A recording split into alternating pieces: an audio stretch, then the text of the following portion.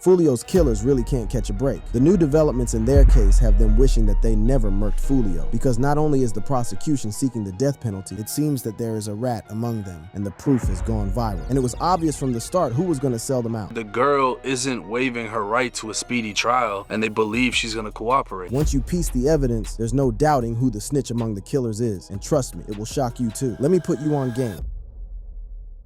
Death penalty for Foolio's killers. Foolio's case has the whole drill scene glued to the news, and now the new information coming out of the case is wild. Everyone knew that taking a girl on drill was crazy work. Another thing that everyone knew was that if Foolio's killers were caught, the girl would be the first to fold, and it seems that the internet's predictions have been confirmed. The legal proceedings in the Foolio murder case have taken a dramatic turn with the state of Florida's decision to seek the death penalty for 3 of the suspects involved. On October 7, 2024, Florida State Attorney Susan S. Lopez filed a motion in Hillsborough County Criminal Court announcing the state's intention to pursue the death penalty against Isaiah Chance, Sean Gathright, and Rashad Murphy. This decision underscores the severity of the charges they face, which include first-degree murder, murder conspiracy, and attempted murder. Now here's where the case gets interesting. Curiously, Alicia Andrews, the only female suspect, is not included in the death penalty motion. Although some are making the argument that she didn't pull the trigger, her boyfriend, Isaiah Chance, was with her the entire night, didn't pull any trigger, but may face the death penalty. So it can only mean one thing: she may be cooperating with authorities. The absence of Andrews from the death penalty motion raises questions about her involvement in the crime and the potential deals being made behind closed doors. It turns out that there's already people with insider information, and it seems Alicia is willing to cooperate and has already asked for a speedy trial. Girl isn't waiving her right to a speedy trial, and they believe she's going to cooperate. Alicia Andrews, who's the girl who's pregnant, she asked for a speedy trial, but the other 3 waived. I guess that means she's cooperating. What many people may not know is that Alicia Andrews has been cooperating from the first day she was put in cuffs. Keep walking. Keep walking. Now turn around. Put your hands behind your back.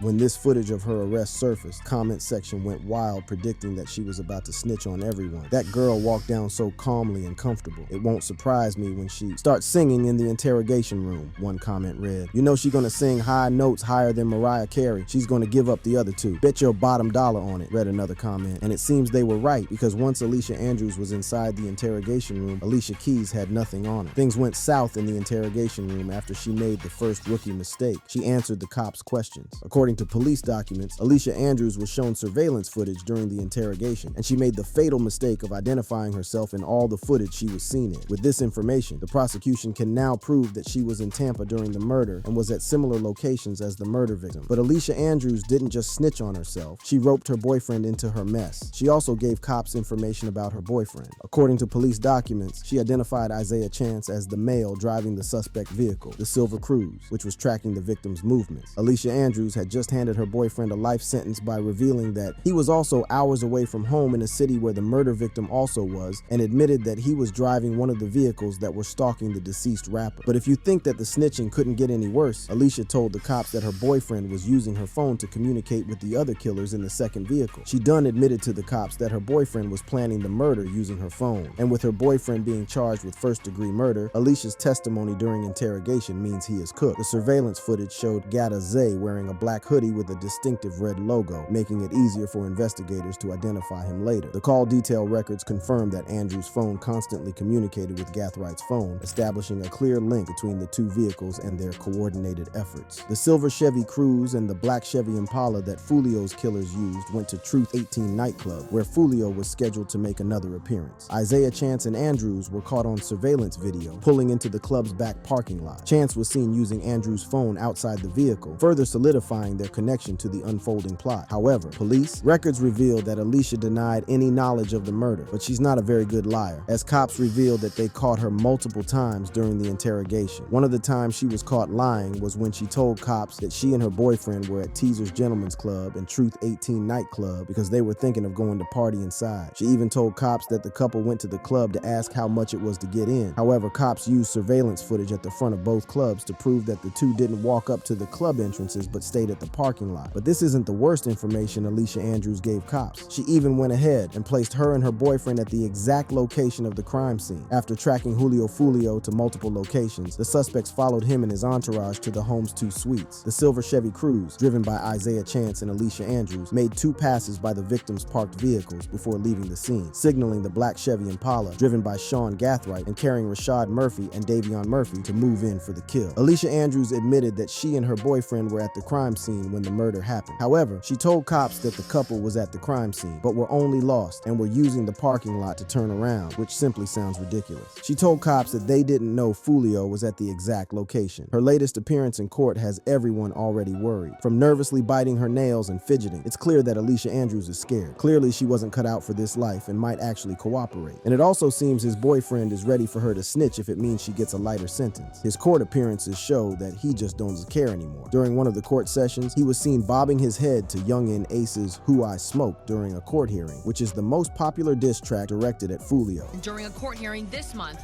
Isaiah Chance appeared to be nodding along to a video posted by his gang, aimed at disrespecting Foolio's gang. The rapper seems to have thrown all caution to the wind. Maybe he has figured that his goose is cooked because all their moves were caught on 4K, and one of the most incriminating pieces of evidence against him and Sean Gathright was when they were caught on camera loading bags full of what prosecutors say were guns and ammunition. You see them carrying a bag large enough to what? Carry 2 AK-style rifles. But dancing to Foolio's diss track isn't the only thing showing these killers have given up, because while in custody, Sean Gathright tried to make a run for it in the most hilarious way. According to police records, Sean was placed in an interview room and attempted to escape custody by climbing out through the ceiling. He climbed onto a table and tried to remove the tiles from the room's ceiling. While Alicia Andrews, Isaiah Chance, and Sean Gathright have all had their moments of madness, Davion Murphy and his cousin Rashad Murphy have also had their time in the spotlight. But first, let's talk about one of Foolio's killers, who is still not in handcuffs because he has one hell of a criminal record.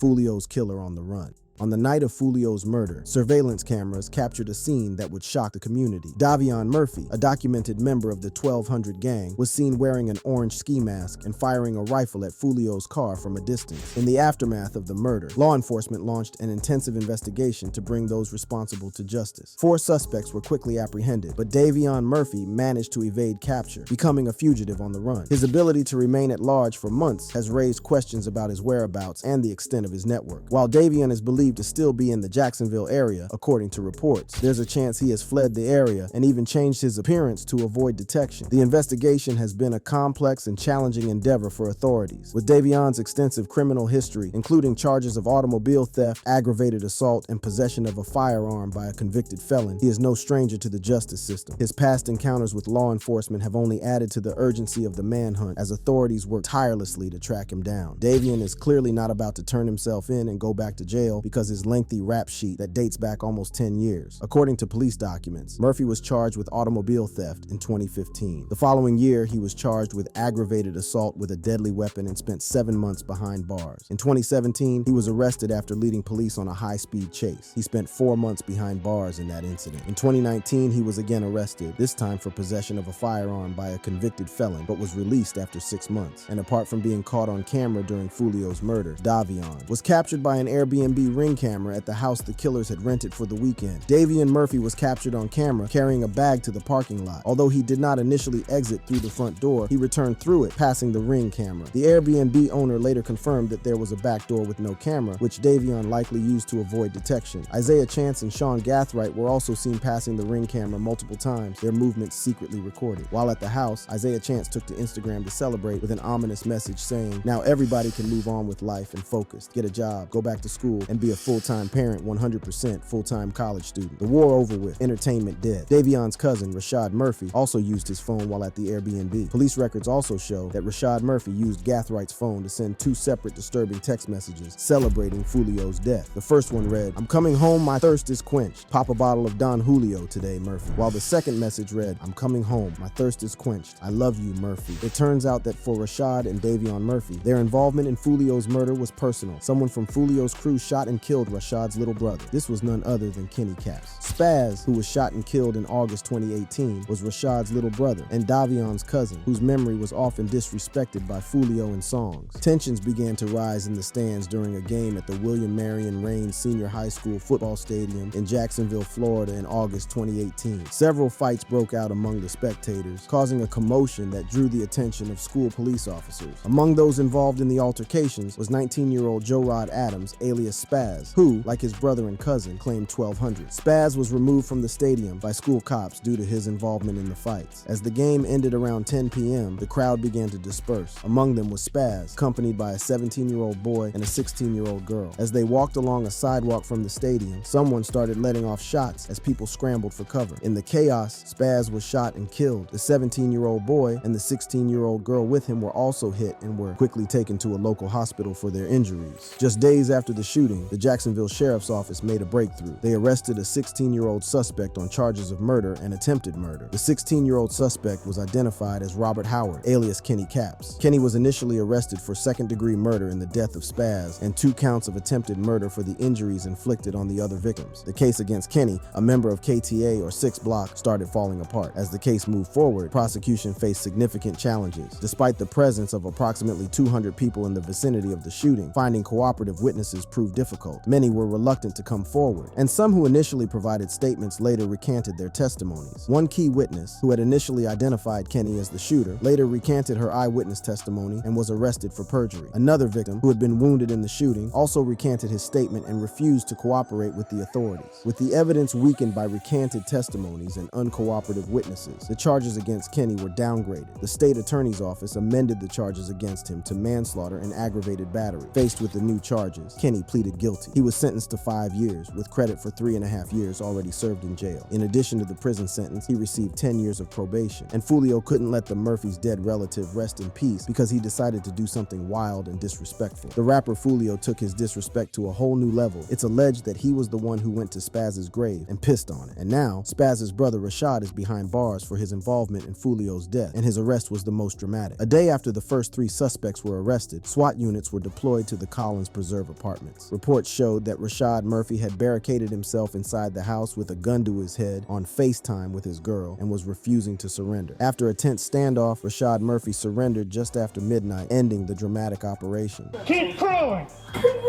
Hello towards me.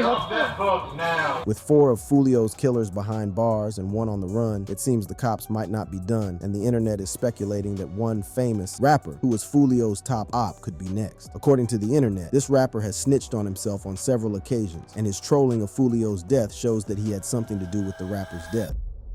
Youngin Ace's role in Foolio's death. Youngin Ace has long been known in Jacksonville. We are consistently monitoring those groups. We have people that are always watching them. We don't have an investigation on him right now, but he can't move around in Jacksonville without us knowing about it. Although cops have revealed that they aren't investigating Ace for Foolio's murder, the internet has revealed evidence showing that Ace is making blunders and incriminating himself. And even Foolio's mom thinks that there's more arrests on the way. Do you believe more people will be arrested for what happened to your son? Yes. So more than the 5 that are on the screen right now? According to Foolio's mom, who has been working closely with the cops, it was a paid hit, meaning it's only a matter of time before someone starts talking and the money is traced back to its source. Do you think it was a paid hit? I do.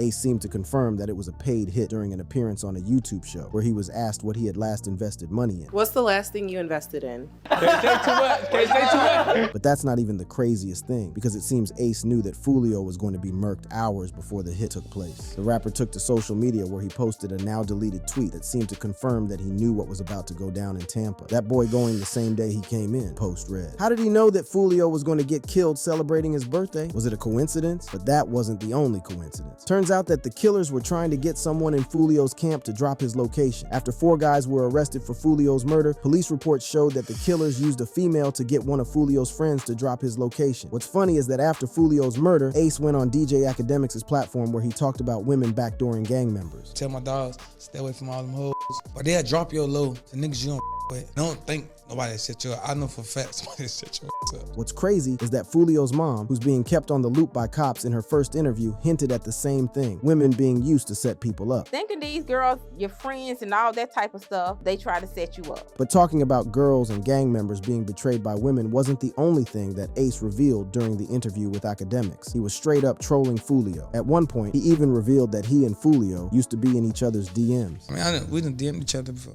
What would y'all DM each other? Just be like, hey, bro, you good? Oh, yeah, to check up on each other. The trolling didn't end there. At one point, Ace tried to joke that Foolio was still alive because he used voodoo. I don't think he did.